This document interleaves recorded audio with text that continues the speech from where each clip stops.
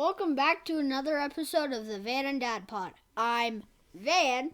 And I'm Dad. I'm also known as Matt. So, today's a pretty important day in American history. What day is today, bud? Martin Luther King Day. Today is Martin Luther King Day. I believe his actual birthday is January 15th, but Martin Luther King Day is celebrated the third. I'm almost 100% positive it's celebrated every third Monday of January. Martin Luther King, man, we're gonna be discussing him today and our feelings around him. Um, Being that we're white guys in America, Yeah. you know, it's hard for me to articulate. Um, I don't know what I know what he means to me. I know what he means, I think, to you, and you're going to talk to me about that. Um, but it would be hard for me to say and unfair for me to say to know what he meant and continues to mean to our black and brown friends and other people of color that we have in our lives, and people all over the world, and in particular in the United States. So you wanted to talk about Martin Luther King today because we knew that we were going to be recording around the holiday, and we weren't sure if it was going to be today or yesterday, but Yeah. We had some difficulties yesterday trying to record. yeah, we did have a couple of difficulties of our own making, I would say, but we got through it. We regrouped, and here we are today. So, Yep. so Van, you've had some opportunity to read and learn about Martin Luther King. What are some of the things that you think about when and talk for as long as you like? Mm-hmm. What are some of the things that you think about when you think of Martin Luther King? Well, I sometimes ask myself a question. What triggered Martin Luther King to be a civil rights activist? Oh, that's a question that you ask yourself? That's awesome. And while I was reading a book, I learned that he had a white friend, Mm-hmm. and they became friends because the white kid's dad owned a store across the street from Martin's house. Okay. And so anyway, that well, so one day when they started going into school, they the kid said that his dad said that Martin and him could not play together anymore. And so that night at dinner, he asked his mother and father why, and they said it was because he was black. And I think not more the when he learned about that, the more he noticed segregation and racism, and that's kind of what triggered him to be a civil rights activist. Okay, so that started something in him from a very, very young age, is what you're saying. Yes. Okay. What else do you think about? I think that he was an amazing guy. He made some pretty amazing accomplishments. What are some of those that you have learned about? One, he went to college at the age of 15, which it's two accomplishments. One, not very many people go at that age. Correct. Two, many blacks were not allowed to go to colleges at the time. A lot of colleges wouldn't accept them. Right. There was what we now call historically black universities and colleges were in existence and have been and continue to be, but a lot of colleges were segregated. There, especially in the South. Um, I while I was working today, I happened to download an audio version of the I letter No, Oh, of the letter that he wrote from the Birmingham jail, and it was really really yeah. powerful. Um, I actually remember it. I you could, remember s- some of you yeah, remember some of that? yeah, I could say it out loud. It's a 6 page letter. I don't think you can say it I, word for word. I could say one part of it. Yes, you can say one part of it. What was there was one? Well, there's There, yeah, several. I'll tell you that we can listen to it later, and I would if you're listening to this podcast today or in the future.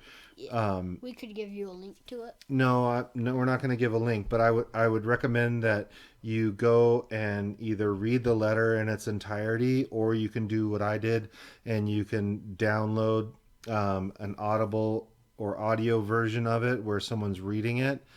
It is extremely powerful, and it made me it made me sad because we're in 2021. And it's still and the stuff that he spoke out against There is still here today. Correct, correct. And given the state of affairs over the last 4 years in our country, um, it seems like it's gotten worse and not better, which really really is a sad thing. Yeah, But you were gonna say a part of that.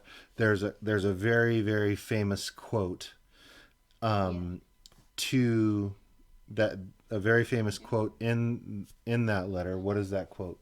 injustice everywhere is a threat to justice everywhere. Say that one more time. Injustice everywhere, Anywhere. anywhere, is a threat to justice everywhere. Right. Injustice anywhere is a threat to justice everywhere. And that is really really true, I think. Yeah, Um you know what's interesting about the letter itself is there was a group of ministers from the South that were criticizing him and other civil rights leaders for their actions, for the sit-ins, for the protests, for the marches. They were criticizing him, um, and he says in the very beginning of the letter that he normally doesn't respond to people criticizing him because if he took his time to respond to every person that criticized him, that's all his secretary would ever do would be to respond to people criticizing what he did. Um, but he felt that because they were clergymen, people that were like him, of different faiths and different walks of life, that he wanted to take the time to respond. And I forget the exact passage that comes before that quote, but he's talking about how he couldn't, um, as a man of the cloth, as a minister, he couldn't sit by in Atlanta in Georgia. I believe he was in Atlanta while seeing what was going on in Birmingham, Alabama, and that's what caused him to go to Birmingham. yeah. I believe that he read that in a newspaper, and another thing He that read what in the newspaper? the like what inspired him to write that letter from the jail. And I believe in the newspaper that they actually called him the civil rights activists lawbreakers. There is he addresses that in the letter. It's really interesting because he talks about just laws and unjust laws, because what the part of the argument from the people that were criticizing him was they asked him how he could outright uh, just go ahead and break laws, how he could be okay with breaking laws. And he talked about in the letter, it's really quite beautiful how he talks about how there's just laws which are made to lift people up, and then there are unjust laws which are meant to keep people down. And laws that are unjust. And I think he was quoting another philosopher. The letter, I think if you read the letter from start to finish, it's like 6 pages long. It took the gentleman that I was listening to, it took like an hour to for him to read it. So that tells you about how long the letter was. It's a very, very long read. So you're going to have to forgive me if I don't get it 100% correct. But he was quoting I think he was quoting a rabbi that was talking about how laws that are unjust are really no law at all. They're made to suppress or hold down or demean certain parts of culture, and that's what he was standing up against.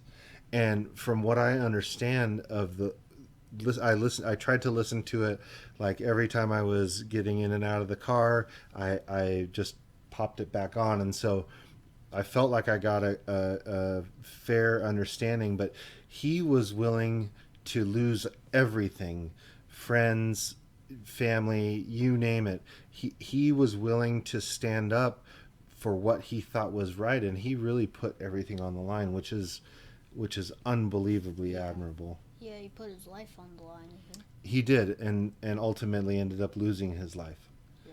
as a result of what Yeah. he stood up and believed in.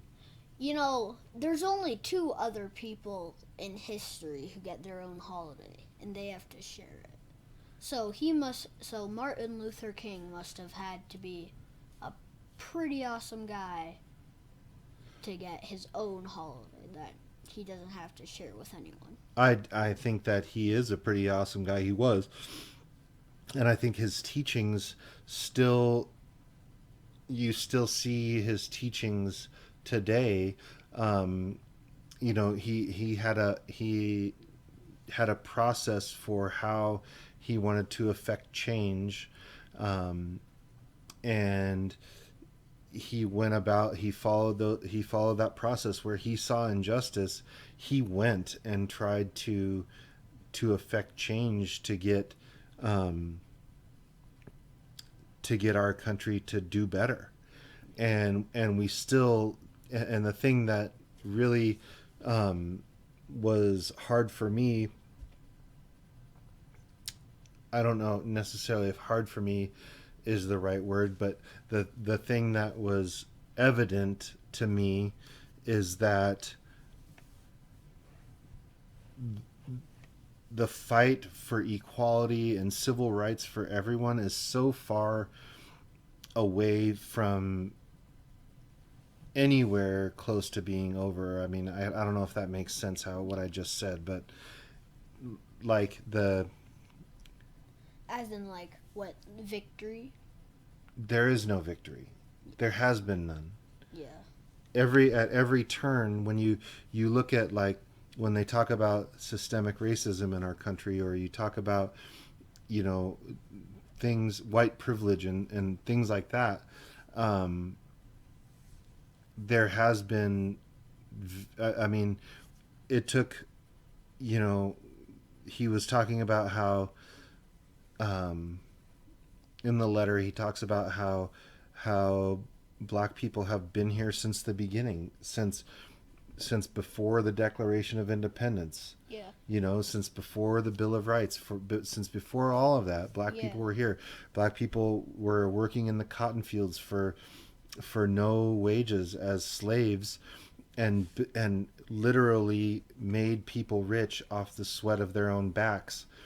And when you look at the discrepancy in wages and poverty level and schooling in, underserved areas and all of those things, there's still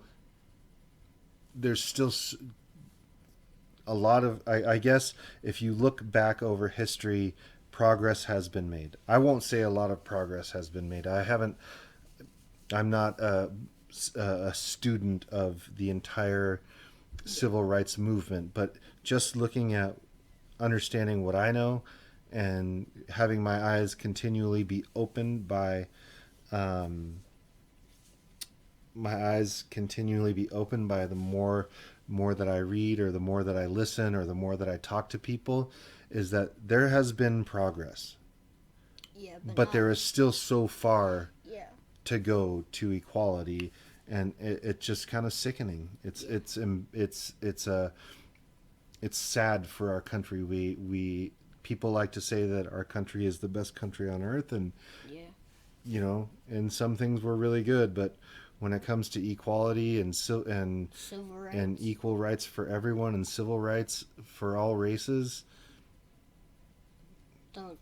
we're Yeah, screwed up. yeah, That's my opinion. yeah. Anyway, I would say in percentage of progress, we haven't even made 12%. that might be true. That might be true. I'm not sure. I can't get into. Um, Yeah, people just don't get the message. yeah, yeah. There's a lot out there that we could, you know, there's a lot out there and that we could do. And one of the things, pardon me, I have an itch in my ear. One of the things that he talks about that's really disheartening in the letter is the moderate white person. So that means the white person that just kind of goes along with status quo, that doesn't want to get ruffle any feathers or doesn't want to speak out or do anything, because when you're staying silent, you're basically siding with the oppressor because you're not out there helping the oppressed. You might not be doing anything wrong, but in terms of having actionable things that you're doing to help change the situation, you're really helping things to stay the same, Yeah, which is really um, quite horrific. But there are, I think we should.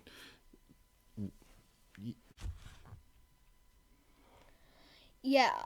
We just looked up some quotes. I believe one is, "I have decided to stick with love. Hate is too great a burden to bear." And what do you, when you read that quote, what does that make you think of?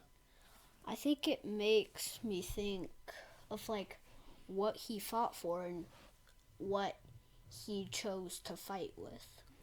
Right. He chose What his weapon his weapon was love. definitely that one of love. But I also think that he realized, I think one of his other quotes, and I will misquote this probably because I'm not looking at it right now. Um, Dark cannot move dark out.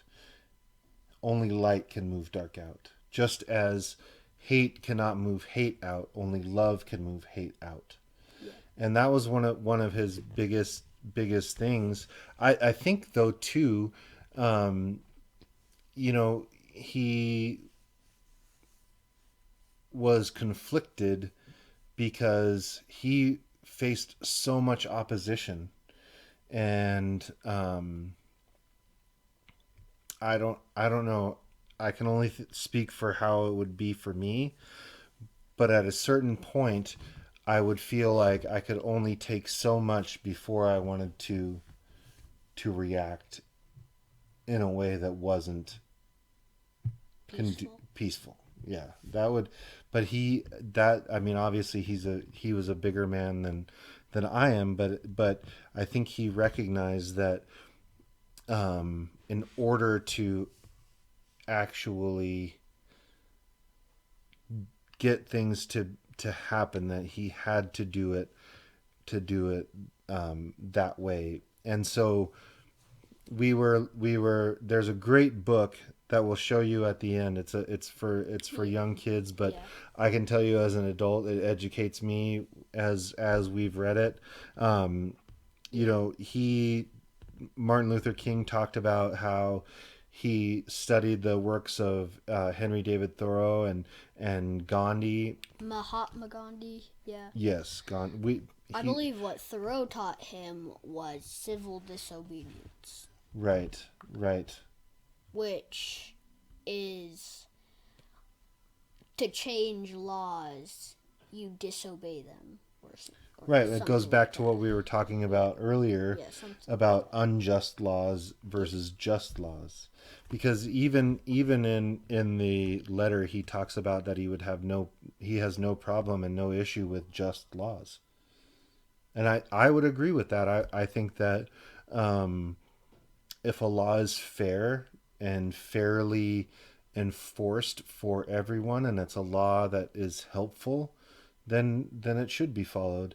Um, But unjust laws are the laws he fought against, which are what you should use civil disobedience for.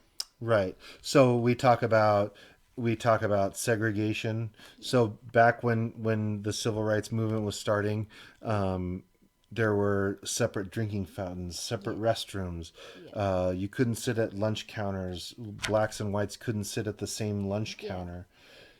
And those yeah. Some those are of types those are yeah, examples of unjust laws, yeah. laws Some of of segregation. some of the simplest things were segregated, like an ice cream shop. Right. Yeah. All, and If you were white, you could just go into the ice cream shop and sit at a table, and your ice cream was perfect. If you were black, well, you had to wait at a window, and you'd get melty ice cream in a flimsy paper cup. yeah, yeah. And I think too, I remember from the letter he talks about how he had to explain to his 6-year-old daughter why they couldn't go to the amusement park Yeah, and why it was closed for blacks. yeah, and seeing her cry was one of the things that made him try harder to ban segregation. Yeah, yeah. To get things changed, he one of the things I think one of the examples that I think that he sets forth not just for that he sets forth for everybody is perseverance too. He didn't give up. He faced so much adversity, and he never ever gave up. It didn't seem. Um, I recall, I think it was in the book that we read that in the march to the Selma March, Yeah, they first were marching and there was not very many people and they were stopped by the police. yeah. And And then then they did it again, they I came believe. back a couple of days later and they had Yeah, a larger number yeah. and they were stopped again. And And then they came back another day. yeah, and they had a larger number. I think the total was about 8,000 people. I believe that was on a different one. Wait, are you talking about the one where a police chief told firemen to fire hoses on them and the police to call attack dogs on them? I'm not sure. We'll have to take a look at that. Yeah. I believe that was actually the Kids Crusade. Church. And we, in the book, it talks about how after the March on Washington, They passed, laws yeah, started to get changed. yeah. But still, the fight wasn't over. Right. Yeah, We're not going to quote the book, yeah, but there was, so they had the march from Selma to Montgomery. yeah. And do you remember why that was? No. So they wanted, there were Oh yeah, they wanted voting rights voting rights. and to stop police brutality. Correct. Because one of the things I think that Martin Luther King said was that in order for them to affect real change, they had to be able to have the right to vote in new people to make new laws. Yeah, Because if black people were never allowed to vote, it Yeah. would just be white people making laws for everybody, and that was Yeah. completely unacceptable. Yes. And still, if you look at our government today, It's I would say mostly it's not. it's mostly white. There's not much diversity. There is not much diversity in there, and that's, I think, what we still need to look at is that our government needs to be more representative of the people, Yeah. and it's not, Yeah. unfortunately. Yeah. We actually just got our first woman in office. First female vice president. Yeah. Yeah, correct. Crazy. That is crazy. Yeah, I mean, I'm surprised no one ever picked a woman vice president. Or What do you mean? no one. Wait, people have? They've tried. I mean, there's been a few. Sarah Palin, Geraldine Ferraro, I think, are two that come to mind in my lifetime that were vice presidential candidates. Oh. They just didn't. Yeah, they didn't win. The person they were running with didn't win. Yeah. Um, I mean, I just feel like we need more diversity in Congress. I think we really need more diversity, more people of color, more women, just more people that represent the diversity of our country. I would agree with that 100%. So let's get back to what we were talking about, the Selma to Montgomery March. Now, we were talking about perseverance and trying to just overcome all odds. And one of the things, I think, they started out with the first day with 600 people, Yeah. and they were turned away by the police. And then They tried again they tried again 2 days later. with 2,500 people, and they did not get through again. And then they came back. I think I Next don't know. time. I don't know if it was the next day or it was the third try was on March Sunday. 21st, 1965. It was a Yeah. Sunday, and they had 8,000 people, Yeah. and they marched. And it took them Yeah. 2 days of marching in the rain, and the whole entire country was watching this. Yes. I mean, that was, and I think President Yeah. Lyndon Johnson actually sent troops into Alabama to protect them. to protect them, which was pretty amazing. Yeah. Pretty amazing. But I feel like Martin Luther King might have been more satisfied if he hadn't. I mean, Hadn't what? if the president hadn't sent troops to Alabama, because I believe they could have done it. They might have, but I think that the fact that the president recognized what needed to happen and made the effort to protect all of those people from police brutality, I think was a pretty big and significant event that happened. Yeah. Because the president stood up for what he thought. I mean, who knows why he did it? Maybe he just didn't want to have riots in the streets. Maybe he didn't want to have violence tied to him because he could have acted and didn't act, but he did. He made a choice to send troops to protect citizens of the United States against police.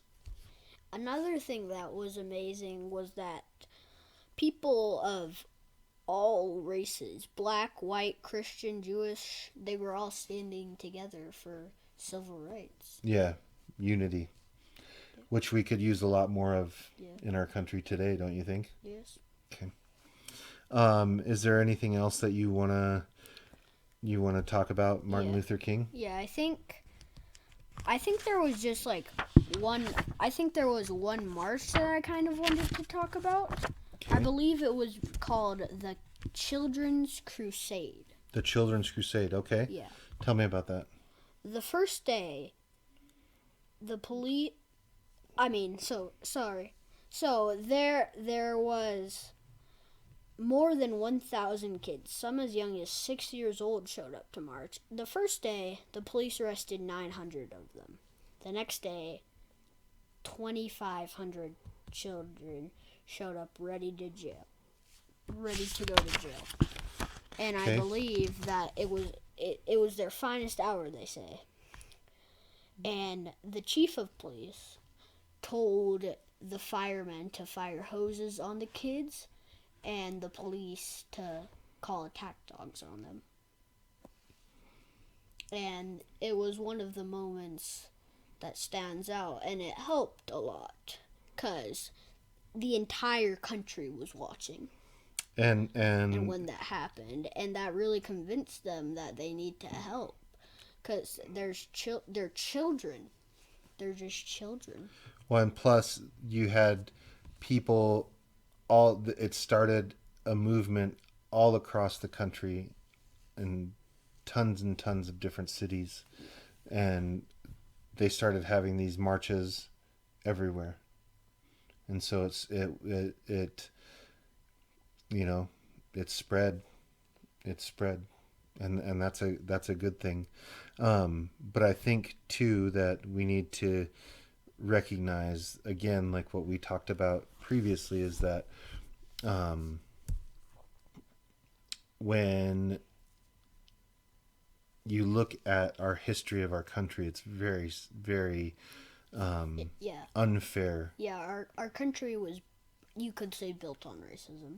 It definitely was. And racism still plays a huge part in how our country is today. Yeah. And we need to stay vigilant and stay vocal and stay active in trying to fight for better tomorrows, I think. Well, I think that's going to wrap it up on this episode. We do want to mention a couple things. Yeah. So there's this book, which is what we were getting a lot of our facts from. He was getting a lot of his facts from. It's I Am Martin Luther King Jr., and you can see written by Brad Meltzer, and then illustrated by Christopher Eliopoulos. It's a great book for not only for kids, but it has a lot of interesting facts for adults. And then if you would like to, I would tell people you should go read the letter from the Birmingham jail, or you should listen to it, at least have someone read it to you. It is extremely, extremely powerful in the message that he was writing. I want to say it was 1963, but he also, and if I got the date wrong, I sincerely apologize. The year wrong, but the message is so poignant today in 2021. It just, we have so far to go, to go. So I think that's going to be it for today. I would like to mention a couple other of his. I believe there is a couple other of his notes at Morehouse College. Okay. Maybe you could go check those out. Me or them or the people? You guys. You guys. You should check those out. Well, his quotes are everywhere. Martin Luther King. Yeah. I mean, he was one of the greatest figures in American history for sure, without a doubt. Yeah, I think that we can wrap it up. Show. I just want to say that I love you. I love you too. All right. Hey, if you like what we're doing, give us a subscribe. No, don't. Give us a like. Just do it, please, so stop saying that. I'm not going to stop saying it. I could be one of those guys that's like weird dad with like a faux hawk that's like videotaping and, hey, look at me, I'm a dad and I got these 2 kids and I'm going to make them do stupid stuff. You and I are actually talking about cool things. This was your idea. Yeah, so if you like our podcast, give us a rate, give us a review. Yeah. It's just, we like to know if we're doing something good or if we're not doing something good, and We'll keep trying to Yeah. get better.